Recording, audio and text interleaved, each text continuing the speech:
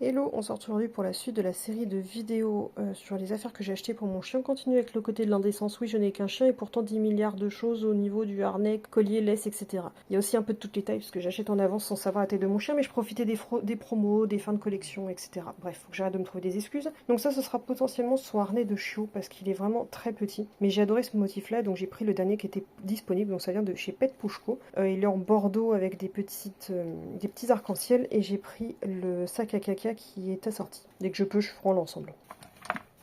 Ensuite, pareil, celui-là est petit, donc je pense que s'il le met, il le mettra pas longtemps, il ira rapidement sur Vinted derrière. Donc c'est un harnais de chez Milk & Pepper, si je ne me trompe pas, une marque que j'adore. Donc plus en effet baudrier, donc ça j'aime bien quand ils sont chiots leur mettre ce genre de choses. Même s'il faut faire attention, ça leur gêne pas trop dans la démarche. Ensuite, ça c'est plus un bandana. Je cherche où est-ce que je les range.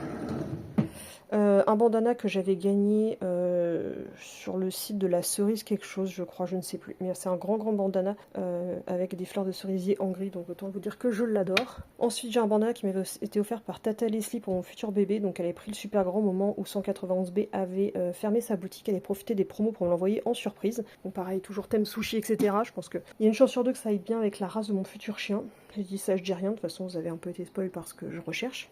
Ensuite, ça c'est un vêtement que j'avais eu chez Emma, que je trouve très sympa, on verra si c'est la bonne taille ou non.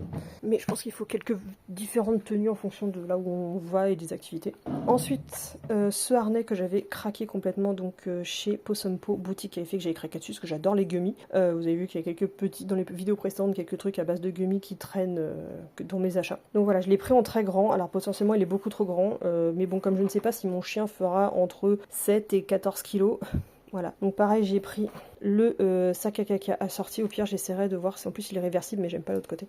J'essaierai de voir si je peux en faire quelque chose pour le refaire. Et en plus, dernièrement, j'ai réussi à trouver en plus la petite médaille qui était assortie. Alors oui, ça c'était l'ancien de mon compte Instagram, ce n'est plus le cas à l'heure actuelle. Et c'est pas forcément la race que je vais prendre. Mais bref, on s'en fout. Le numéro de téléphone au dos est toujours bon, donc c'est ce qui compte le plus. Donc comme ça, je vais l'attacher dessus. Comme ça, tout sera déjà ensemble. J'adore quand tout est assorti, c'est propre, net, c'est clair. Et puis pour terminer dans le même délire, un peu de la même collection, il y a des gummy bears aussi qui sont dessus, mais c'est un peu plus la collection des gens nés en 90, donc c'est des bonbons assez 90. Donc pareil, j'ai le sac à caca qui est assorti, celui-ci vient de chez Pet Pushko. Bon, les deux, ce que j'aime pas trop, c'est qu'il n'y a pas de réglage au niveau du cou, ce qui est très chiant, parce qu'il y a des chiens qui n'aiment pas ce genre de choses, donc on verra s'il est la bonne taille ou pas, sinon je le mettrai plus tard sur Vinted, mais je suis obligée de le garder jusqu'à ce que je sache si c'est la bonne taille pour mon futur chien. Pareil, j'ai profité d'une fin de collection, de beaucoup trop de harnais pour mon futur chien. Il y en a encore à venir.